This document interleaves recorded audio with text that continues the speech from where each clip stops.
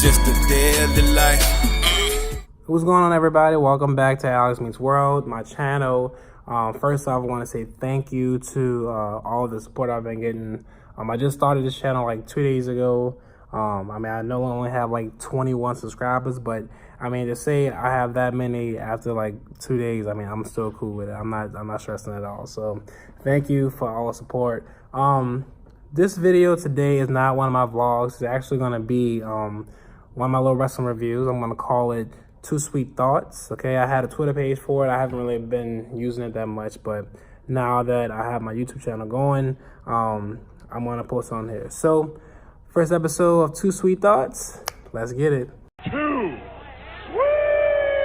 So first off, I want to talk about Monday Night Raw. It happened last night. I want to talk about Bobby Lashley and Seth Rollins. As far as Bobby Lashley goes, I think it's very, very cool that they're finally, I guess, doing something important with him. I was kind of, well, I've been feeling the whole Bobby Lashley's Lio Rush collaboration for a little bit. I like it. I think big guys like Bobby Lashley who are not that strong on the mic could use somebody like Lio Rush, who's a very good talker, who's also a phenomenal athlete, wants to give him a chance. But I think Bobby Lashley could definitely use somebody like that. So it's been working for a while. He just hasn't had some meaningful feud. So with that being said, I think it's cool. Now with Seth Rollins, I think Seth Rollins is a guy who could truly give Bobby Lashley that push, I guess. Seth Rollins is, I mean, all around great performer. I mean, what else could you want in an athlete? But I think pairing him up with Seth Rollins in a little short-term feud before Royal Rumble, before all other stuff, before WrestleMania, I think it'll definitely give Bobby Lashley that top heel persona that he's looking for. And I think, you know, with Seth Rollins going against him, I think it'll work. But I also think it's leading to like a return for Kevin Owens and Sami Zayn. I mean, I'm not sure which one would feud with Bobby Lashley, but let's not forget, Lashley was the guy who injured both of them. So Braun Strowman, I mean, I don't know what happened last night, dude. He got exposed. And I mean, I don't mean to say that in a bad way, but it's just, I don't know what happened. Like, it was that promo between Brock Lesnar and Braun Strowman. I mean, or I should say Braun Strowman versus Paul Heyman. I mean, Paul Heyman, he's going to deliver a great promo regardless. I mean, that's who he is. But I mean, it gets repetitive every now and then. But hey, it is what it is. I'm still gonna be a Paul Heyman guy. But Braun, dude, I don't know what happened, but it was very, very awkward. I was watching Raw last night and I'm listening. And I don't know, maybe Braun forgot his lines. But what I think happened, I mean, because what I've heard from guys like Dave Meltzer, other people like John Canton. Shout out to the John Report if y'all don't read his stuff, but it's very, very good. But I've read that apparently Braun was not eligible to compete just yet. They didn't want to mess up his elbow, so they just had him do a promo, which is fine. I mean, I'm all about, you know, guys not fighting until the pay-per-view. I'm all for that. However, I think also what happened was either he forgot his lines or they gave him free reign. All right, they say, look, you're going out there with Paul Heyman. Let's see how you do. And with that being said, I mean, it just did not work. I don't know. Like I said, I keep saying hopefully he forgot his lines. I hope that's the case. Because if it was a situation where they finally said, okay, we're going to give people a chance to come up with their own script and their own promos like they used to do with The Rock and Stone Cold, then Braun was exposed for not being a good talker. I mean, and it's fine because, you know, big guys, like I said it before with Bobby Lashley, big guys like him, you know, you don't always need to talk. I mean, you should have somebody out there with him to talk for him, like a Lio Rush. But at the same time, I mean, you have to have some kind of thing that gets you over with the crowd. I mean, Braun's been over for a while, but, you know, with the whole loss to Brock Lesnar and the heel turn, I mean, I don't think the heel turn really worked for him against the Shield. That wasn't a good move. I thought it was a terrible move. But, I mean, bringing him back as a babyface now, if he's going to talk, I mean, maybe he shouldn't talk as much because obviously he got exposed really, really bad. I mean, I cringe at the sight of it. I mean, I I don't want to relive it. And I wasn't the only person who thought that. I went on Twitter immediately and I said maybe they're giving him an off-script promo and he's just having a hard time. And you could kind of tell that Paul Heyman kept trying to, like, you know, help him out and say, keep coming, let's keep going, let's not take these pauses. But Braun, I guess he just wasn't ready, and it showed. And I hope everything works out for him, but it was a bad look. But I guess I'm worried because that really could be the promo that kind of messed up his chances at the Universal title or WWE title or just main event picture in general. I mean, he's a big guy who you want to put in the main event, but I mean, that could be the thing that shows, okay, maybe we shouldn't put the title over him and put the company around him. I mean, I don't know. I mean, I want big things for him, but I think that was like very, very talented. I don't see Braun winning this match at Royal Rumble. I mean, I wanted him to at first, a while back. I wanted him to win at Crown Jewel. I mean, it just made sense. But watching guys like Seth Rollins, I really think Seth Rollins is a no-brainer to put the title around when it comes to Universal Championship. I mean, he should be the guy that wins at Royal Rumble. Now, whether he goes against Braun Strowman or not, or Brock Lesnar for WrestleMania, I mean, that's the match I want to see. I want to see Seth Rollins win the title, and I think he should win it against Brock Lesnar.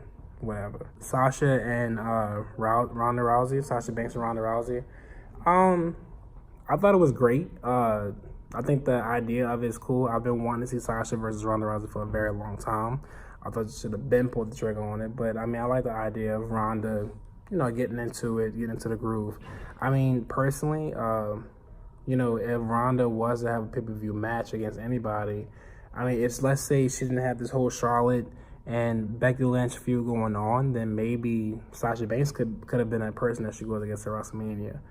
Needless to say, I think Sasha is great to go against the Royal Rumble. Obviously, Ronda's winning. There's no doubt about it. I'll be very, very surprised if Sasha Banks wins. I think the overall goal is to have Becky or Charlotte win the Royal Rumble, and they will obviously choose to go against Ronda Rousey at WrestleMania. I mean, it's obvious. And I mean, it's cool. I have no problem with it. But, I mean, I just hope that eventually they finally start giving Sasha the respect she deserves and start putting Sasha within the ranks of, like, Charlotte and Becky Lynch. Because even though Charlotte was amazing 2-3 years ago whenever her and Sasha had that feud, I mean, there would be no Charlotte without Sasha. And that's just my opinion on it.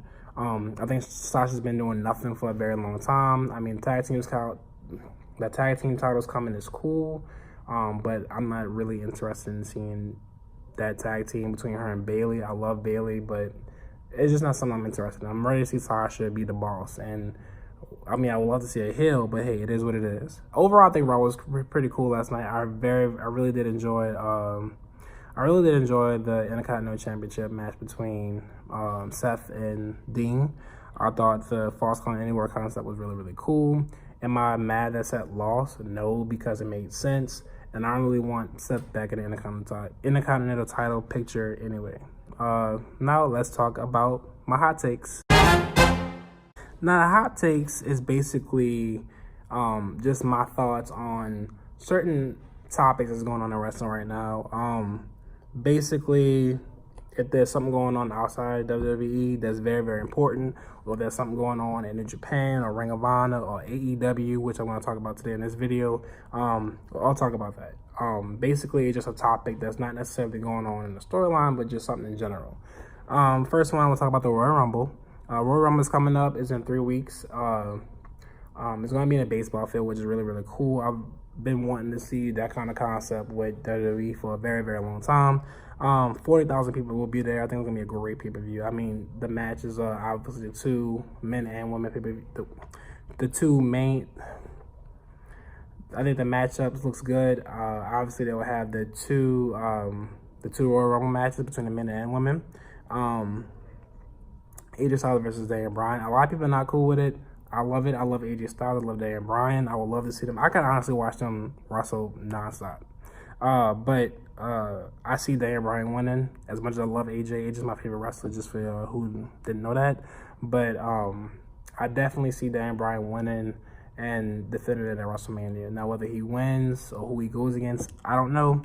And it's not even a lock to say that AJ Styles will win the championship at Royal Rumble. I mean, he very could win. There's no lock at this time. But I'm very interested to see that match. I think they're going to, I think it's going to steal a show. Now, with that being said, it could very well, they might want to add stipulation to it, because I think stipulations were very, like some kind of stipulation that basically either a false count anywhere or submission match, whatever.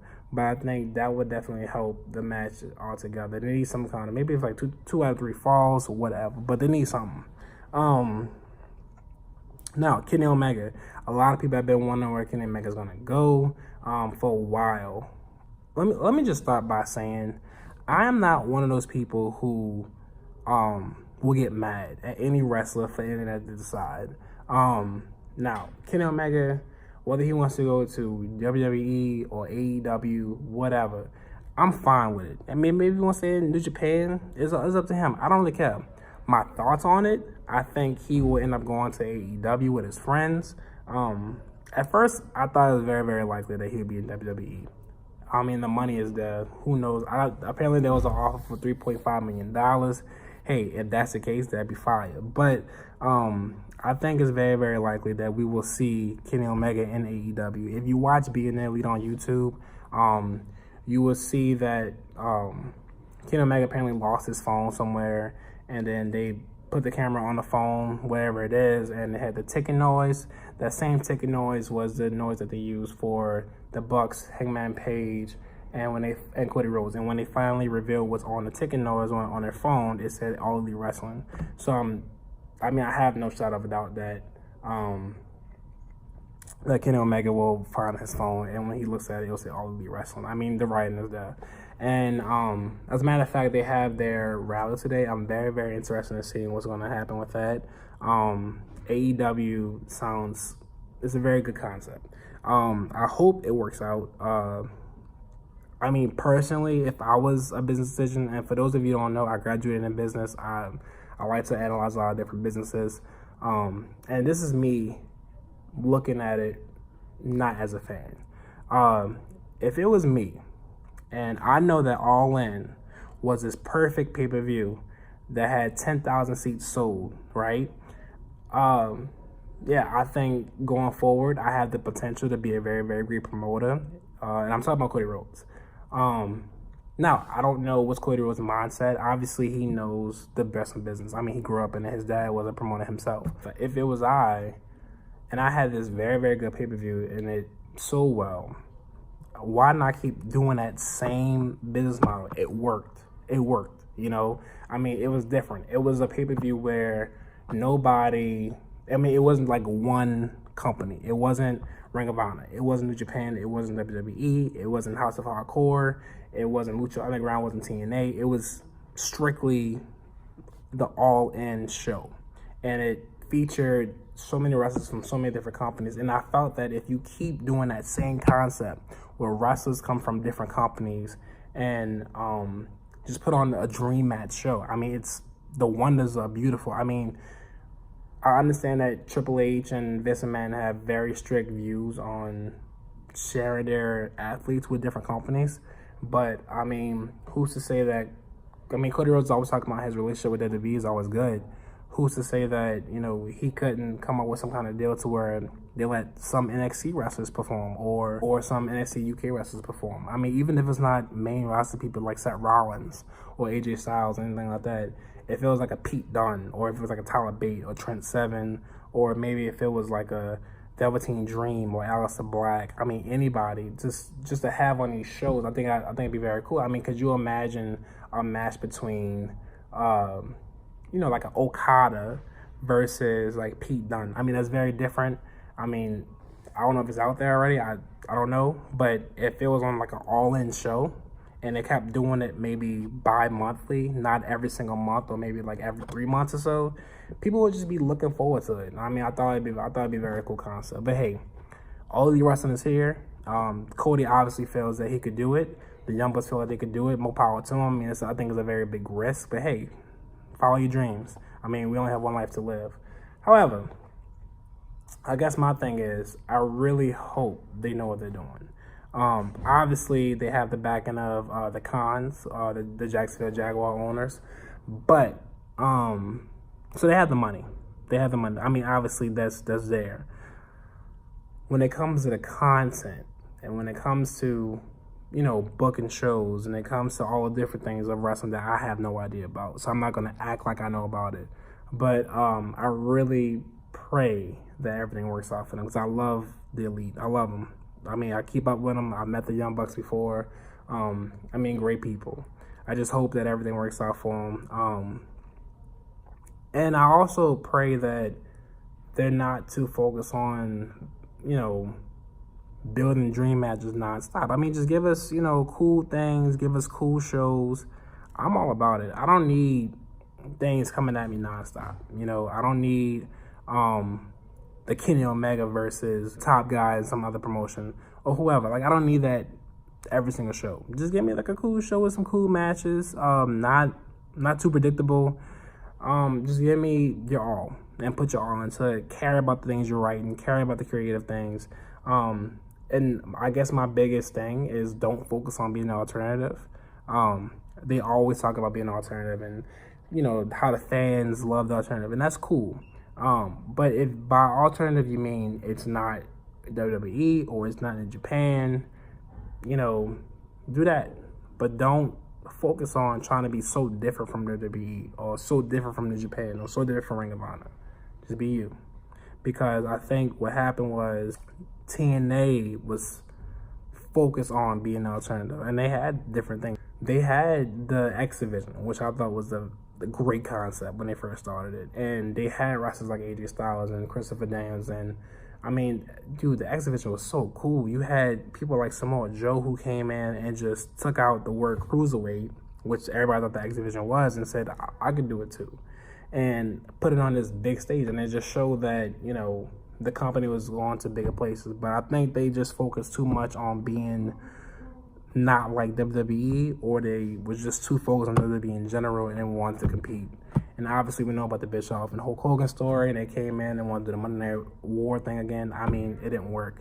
So I guess my advice, and I guess as a fan, what I hope they don't do is just I don't want them to focus on being different from WWE or just going to compete with them. Obviously you want to compete with them, but don't focus on that. Just focus on your product and keep it going from there. Best of luck to them. I cannot wait to see what they talk about in the rally today. I'm very, very excited. Obviously I want to see the Young Bucks go against the Usos. I mean, that's my dream match, but we never know what's going to work. You never know what's going to happen, so we'll see. I mean, that's the only thing we can do is just wait and see. Lastly, Kushida. Kushida came out and said on Twitter that, Kushida had an interview and said that he is leaving New Japan. I had a feeling he would be leaving New Japan for a very long time now, so I'm not surprised. He was in the junior division forever, okay? As much as I love New Japan, I love his matches, there's only so much you can do in one weight class. I think that kind of hurts a lot of different wrestlers, but at the same time, I think it helps a lot of different wrestlers, but Kushida was ready. I mean, to say that he performed on Ring of Honor stage for a while, he was a television champion, he showed that he was ready to do more. Kushida, I don't think he was ever openweight champion, and obviously they weren't ready to put the IWGP Heavyweight Championship picture in his face. So I mean, to take a bet on yourself and say, okay, I'm going to leave Japan and go check out, United States, do your thing. So now where does he go? I don't know. I think it's a good chance that he could end up in AEW, but I have heard that WWE wants him as well. So if that's the case, I mean, take whatever opportunity you get. I would love to see him in NXT. See him take on people like Velveteen Dream and Aleister Black and Johnny Gargano and Tommaso Ciampa.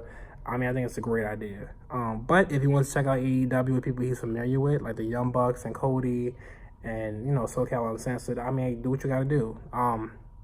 At the end of the day, y'all, I know we love wrestling, but remember that these people are human beings who have jobs just like us. Like, I'm at my job right now. I'm a teacher, and I'm on my off period.